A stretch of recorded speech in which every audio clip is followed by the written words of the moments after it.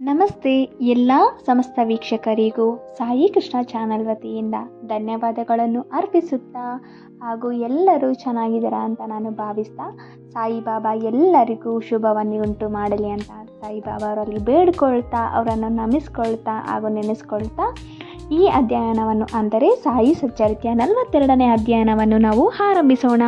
ಇದರಲ್ಲಿ ಸಾಯಿ ಅವರ ಮಹಾಸಮಾಧಿಯ ಬಗ್ಗೆ ಮತ್ತು ಅದರ ಮುನ್ಸೂಚನೆ ಹಾಗೂ ರಾಮಚಂದ್ರ ಪಾಟೀಲ ಮತ್ತು ತ್ಯಾತ್ಯ ಪಾಟೀಲ ಅವರ ಮರಣ ಪರಿಹಾರ ಹಾಗೂ ಲಕ್ಷ್ಮೀ ಬಾಯಿ ಅವರಿಗೆ ದಾನ 9 ಕಾಯಿನೆಗಳ ದಾನಗಳ ಬಗ್ಗೆ ವಿವರಣೆಯನ್ನು ನೋಡೋಣ.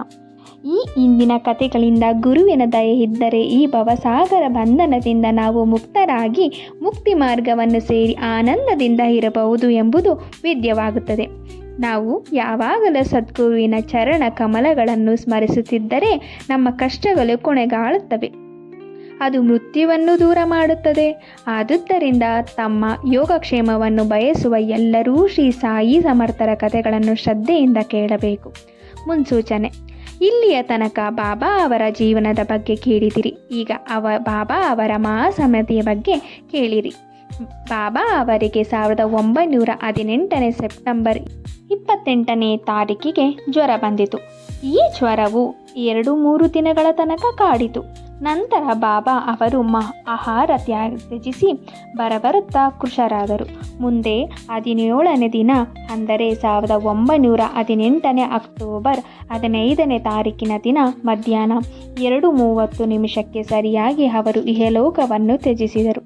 ಶ್ರೀ ನಾರ್ಕೆ 1918 ನವೆಂಬರ್ 5ನೇ ತಾರೀಕು ದಾದಾ ಕಾರ್ಪಡೆಯವರಿಗೆ ಈ ಬಗ್ಗೆ ಪತ್ರ ಬರೆದಿದ್ದರು. ಇದನ್ನು ಸಾಯಿ ಲೀಲಾ ಪತ್ರಿಕೆಯಲ್ಲಿ ಪ್ರಕಟಿಸಿ ಇದಕ್ಕೆ 2 ವರ್ಷಗಳ ಹಿಂದೆಯೇ ಅಂದರೆ 1916ರಲ್ಲಿ ಬಾಬಾ ಅವರು ತಮ್ಮ ಮರಣದ ಮುನ್ಸೂಚನೆ ಕೊಟ್ಟಿದ್ದರು. ಆದರೆ ಅದು ಆಗ ಯಾರಿಗೂ ಅರ್ಥವಾಗಲಿಲ್ಲ. ಅದು ಈ ರೀತಿ ಇದೆ. ಅಂದು ವಿಜಯದಶಮಿ ಸಾಯಂಕಾಲ ಜನರು ಸೀಮೋಲ್ಲಂಘನದಿಂದ ಹಿಂತಿರುಗಿದಾಗ ಬಾಬಾ ಅವರು ಕೋಪಗೊಂಡರು. ತಮ್ಮ ಎಲ್ಲ ಬಟ್ಟೆಗಳನ್ನು ಕಳಚಿ ಉರಿಯುತ್ತಿರುವ ದುನಿಯಲ್ಲಿ ಹಾಕಿದರು. ಇದರಿಂದ ಅಗ್ನಿದೇವನು ಪ್ರಜ್ವಲಿಸಿ ಬಾಬಾ ಅವರು ಹೆಚ್ಚು ಪ್ರಕಾಶಿಸತೊಡಗಿದರು. ಅವರು ನಗ್ನರಾಗಿ ನಿಂತು ಕಣ್ಣುಗಳಿಂದ ಕಿರುಚುತ್ತಾ, ಈಗ ನೋಡಿ, ನಾನು ಮುಸಲ್ಮಾನನೋ ಅಥವಾ ಹಿಂದುವೋ ನಿರ್ಧರಿಸಿ ಎಂದರು. ಎಲ್ಲರೂ ಭಯದಿಂದ ನಡುಗತೊಡಗಿದರು. ಸ್ವಲ್ಪ ಹೊತ್ತಿನ ನಂತರ ಬಾಗೋಜಿ ಸಿಂಧೆ ಅವರು ಧೈರ್ಯದಿಂದ ಬಾಬಾ ಹತ್ತಿರ ಬಂದು ಅವರಿಗೆ ಕೌಪಿನವನ್ನು ಸುತ್ತಿ, ಬಾಬಾ, ಏನಿದು, ಈ ದಿನ ಸೀಮೋಲ್ಲಂಘನವಲ್ಲವೇ ಎಂದರು. ಆಗ ಬಾಬಾ ಅವರು ತಮ್ಮ ಸಗಟ ನೆಲಕ್ಕೆ ಹೊಡೆದು, ಇದೇ ನನ್ನ ಸೀಮೋಲ್ಲಂಘನ ಎಂದರು. ರಾತ್ರಿ ಸುಮಾರು 11 ಗಂಟೆಯವರೆಗೂ ಬಾಬಾ ಶಾಂತರಾಗಲೇ ಇಲ್ಲ. ಅಂದು ಚಾವಡಿ ಮೆರವಣಿಗೆ ನಡೆಯುವುದೂ ಇಲ್ಲವೋ ಎಂದು ಭಕ್ತರು ಚಿಂತಿಸುತ್ತಿದ್ದರು. 1 ಗಂಟೆಯ ನಂತರ ಬಾಬಾ ಶಾಂತರಾಗಿ ಉಡುಪುಗಳನ್ನು ಧರಿಸಿ ಮೆರವಣಿಗೆಗೆ ಸಿದ್ಧರಾದರು. ಇದರಿಂದ ಬಾಬಾ ಅವರು ತಮ್ಮ ಸೀಮೋಲ್ಲಂಘನಕ್ಕೆ ದಸರೆಯ ದಿನವೇ ಯೋಗ್ಯವೆಂದು ಭಾವಿಸಿ ಅದರ ಮುನ್ಸೂಚನೆ ನೀಡಿದ್ದರು. ಆದರೆ ಪಾಮರವರಿಗೆ ಹೇಗೆ ಅರ್ಥವಾದೀತು? ಇನ್ನೊಂದು ಘಟನೆ ಈ ರೀತಿ ಇದೆ. ರಾಮಚಂದ್ರ ಪಾಟೀಲ ಮತ್ತು ತ್ಯಾತ್ಯ ಪಾಟೀಲ ಅವರ ಮರಣ ಪರಿಹಾರ. ಇದಾದ ಕೆಲವು ದಿನಗಳ ನಂತರ ರಾಮಚಂದ್ರ ಪಾಟೀಲರಿಗೆ ಕಾಯಿಲೆಯಾಗಿ ಬಹಳ ನರಳುತ್ತಿದ್ದರು. ಎಷ್ಟೋ ಔಷಧಿಗಳನ್ನು ಸೇವಿಸಿದರೂ ಸಹ ಗುಣವಾಗಲಿಲ್ಲ. ಜಿಗುಪ್ಸೆ ಹೊಂದಿ ಜೀವನದ ಕೊನೆಯನ್ನು ಎದುರು ನೋಡುತ್ತಿದ್ದರು. ಒಂದು ದಿನ ಮಧ್ಯರಾತ್ರಿ ಬಾಬಾ ಅವರ ತಲೆದಿಂಬಿನ ಬಳಿ ನಿಂತರು. ಪಾಟೀಲರು ಅವರ ಪಾದ ಹಿಡಿದು, ನನಗೆ ಜೀವದ ಆಸೆ ಉಳಿದಿಲ್ಲ, ನಾನು ಯಾವಾಗ ಮರಣ ಹೊಂದುವೆ ತಿಳಿಸಿರಿ ಎಂದು ಕೇಳಲು ಬಾಬಾ ಅವರು, ಹೆದರಬೇಡ, ನಿನ್ನ ಮರಣ ಶಾಸನವನ್ನು ಹಿಂತೆಗೆದುಕೊಂಡಿದ್ದೇನೆ, ನೀನು ಶೀಘ್ರದಲ್ಲಿಯೇ ಗುಣ ಹೊಂದುವೆ. ಆದರೆ ನನಗೆ ತ್ಯಾತ್ಯ ಅವನದೇ ಚಿಂತೆಯಾಗಿದೆ. ಅವನು 1918 ವಿಜಯದಶಮಿ ದಿನ ಕಾಲವಾಗುತ್ತಾನೆ. ಇದನ್ನು ಅವನಿಗಾಗಲಿ ಇನ್ನೀತರಿಗಾಗಲಿ ತಿಳಿಸಬೇಡ, ಅವನು ಹೆದರಬಹುದು ಎಂದರು. ರಾಮಚಂದ್ರ ಪಾಟೀಲರು ಗುಣಮುಖವಾದರು. ಆದರೆ ತ್ಯಾತ್ಯ ಪಾಟೀಲ ಇನ್ನೆರಡು ವರ್ಷಗಳಲ್ಲಿ ಸಾಯುತ್ತಾರೆ ಎಂದು ರಾಮಚಂದ್ರ ಚಿಂತಿಸತೊಡಗಿದರು. ಅವರು ಈ ವಿಷಯವನ್ನು ಬಾಳಶಿಂಪೆಯವರ ಹೊರತಾಗಿ ಬೇರೆ ಯಾರಿಗೂ ತಿಳಿಸಲಿಲ್ಲ. ತ್ಯಾತ್ಯ ಅವರ ಸಾವಿನ ಬಗ್ಗೆ ಇಬ್ಬರಿಗೂ ಹೆದರಿಕೆಯಿಂದ ಇದ್ದರು. ರಾಮಚಂದ್ರ ಪಾಟೀಲ ಸಂಪೂರ್ಣವಾಗಿ ಗುಣ ಹೊಂದಿದರು. ಕಾಲವು ಬೇಗನೆ ಉರುಳಿತು. 1918 ದಸರಾ ದಿನಗಳು ಸಮೀಪಿಸುತ್ತಿದ್ದವು. ಬಾಬಾ ಅವರು ಹೇಳಿದಂತೆ ತ್ಯಾತ್ಯ ರೋಗದಿಂದ ಪೀಡಿತರಾದರು. ಆದುದರಿಂದ ಅವರಿಗೆ ಬಾಬಾ ಅವರ ದರ್ಶನಕ್ಕೆ ಬರಲಾಗಲಿಲ್ಲ. ಬಾಬಾ ಅವರು ಸಹ ಅಸ್ವಸ್ಥರಾಗಿ ಹಾಸಿಗೆ ಹಿಡಿದರು. ತ್ಯಾತ್ಯ ಅವರು ಬಾಬಾ ಅವರ ನಂಬಿಕೆ ಇಟ್ಟಿದ್ದರು. ವಿಜಯದಶಮಿ ಸಮೀಪಿಸುತ್ತಲೇ ರಾಮಚಂದ್ರ ಪಾಟೀಲರು ಬಾಳ ಶಿಂಪಿಯವರಿಗೂ ಗಾಬರಿಗೊಂಡಿತು. ವಿಜಯದಶಮಿ ಉದಯವಾಯಿತು. ತ್ಯಾತ್ಯ ಅವರ ನಾಡಿ ಮಿಡಿತ ಕಮ್ಮಿಯಾಗುತ್ತಿತ್ತು. ಅವರು ಪರಲೋಕವನ್ನ ಗೈದರು ಸ್ಥಿತಿಯಲ್ಲಿದ್ದರು. ಆದರೆ ಒಂದು ವಿಚಿತ್ರ ಸಂಗತಿ ನಡೆಯಿತು. ತ್ಯಾತ್ಯ ಅವರು ಬದುಕಿದರು. ಬಾಬಾ ಅವರು ಇಹಲೋಕವನ್ನ ಗೈದಿದ್ದರು. ಬಾಬಾ ಅವರು ತ್ಯಾತ್ಯ ಅವರಿಗೋಸ್ಕರ ತಮ್ಮ ಪ್ರಾಣ ಬಿಟ್ಟರು ಎಂದು ಭಕ್ತರು ಭಾವಿಸಿದ್ದರು. ಬಾಬಾ ಈ ರೀತಿ ಏಕೆ ಮಾಡಿದರು ಎಂಬುದು ಅವರಿಗೊಬ್ಬರಿಗೇ ತಿಳಿಯದ ವಿಷಯ. ತಮ್ಮ ಮರಣದ ಬಗ್ಗೆ ತಮ್ಮ ಹೆಸರಿಗೆ ಬದಲಾಗಿ ತ್ಯಾತ್ಯ ಅವರ ಹೆಸರನ್ನು ಸೂಚಿಸಿ ಈ ಹಿಂದೆಯೇ ಬಾಬಾ ಮುನ್ಸೂಚನೆ ಕೊಟ್ಟರೆಂದು ಕಂಡುಬರುತ್ತದೆ. ಮರುದಿನ 16ನೇ ಅಕ್ಟೋಬರ್ ಅಂದು ಬಾಬಾ ಅವರು ಪಂಢರಾಪುರದಲ್ಲಿದ್ದ ದಾಸಗುಣ ಅವರಿಗೆ ಕನಸಿನಲ್ಲಿ ಕಾಣಿಸಿಕೊಂಡು ಮಸೀದಿಯ ಉರುಳಿತು. ಶಿರ್ಡಿಯ ಗಾಣಿಗರು ಮತ್ತು ಇತರರು ನನ್ನನ್ನು ಕಾಡತೊಡಗಿದರು. ಆದುದರಿಂದ ನಾನು ಈ ಜಾಗ ಬಿಟ್ಟು ಇಲ್ಲಿಗೆ ಬಂದಿರುತ್ತೇನೆ. ನೀನು ಬೇಗ ಬಂದು ನನ್ನನ್ನು ಬಕುಲ ಹೂಗಳಿಂದ ಮುಚ್ಚು ಎಂದರು.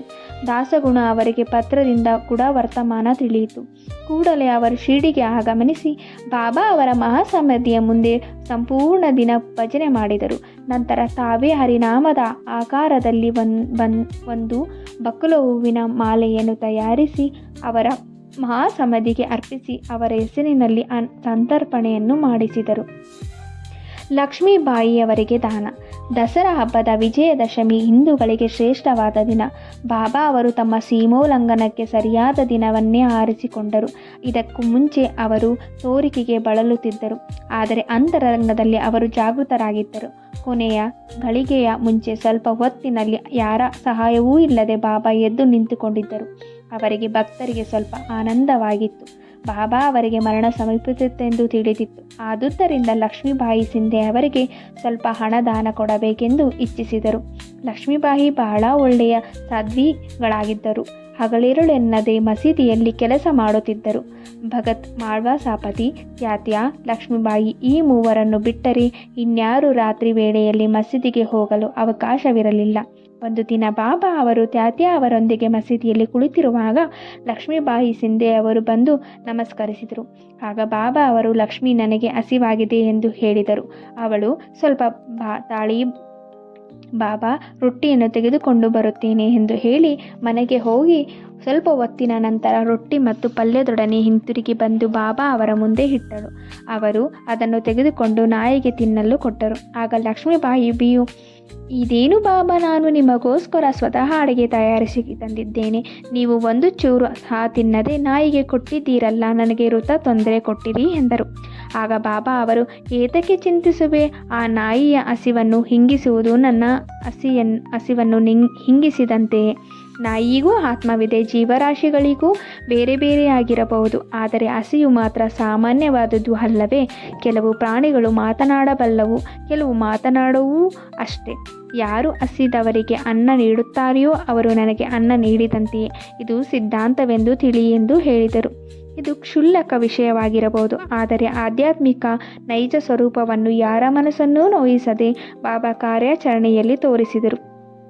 ಅಂದಿನಿಂದ ಲಕ್ಷ್ಮೀಬಾಯಿ ಸಿಂಧೆ ಪ್ರತಿದಿನವೂ ಬಾಬಾ ಅವರಿಗೆ ರೊಟ್ಟಿ, ಹಾಲು ಮತ್ತು ಮೊಸರನ್ನು ಪ್ರೀತಿ ಮತ್ತು ಭಕ್ತಿಗಳಿಂದ ಅರ್ಪಿಸತೊಡಗಿದರು. ಬಾಬಾ ಅವರು ಅದನ್ನು ಸೇವಿಸಿ ಸಂತುಷ್ಟರಾಗುತ್ತಿದ್ದರು. ಉಳಿದಿದ್ದನ್ನು ರಾಧಾಕೃಷ್ಣ ಮಾಯಿ ಮತ್ತು ಲಕ್ಷ್ಮೀಬಾಯಿ ಅವರಿಗೆ ಹಿಂತಿರುಗಿ ಕಳುಹಿಸುತ್ತಿದ್ದರು. ಬಾಬಾ ಅವರು ಲಕ್ಷ್ಮೀಬಾಯಿ ಅವರ ಸೇವೆಯನ್ನು ಜ್ಞಾಪಿಸಿಕೊಂಡರು. ಅವರು ಗತಿಸುವ ಮೊದಲು ತಮ್ಮ ಕಿಸೆಗೆ ಕೈ ಹಾಕಿ ಅವರು ಒಂದು ಸಾರಿ 5 ರೂಗಳನ್ನು ಮತ್ತೊಂದು ಸಾರಿ 4 ರೂಗಳನ್ನು ಕೊಟ್ಟರು.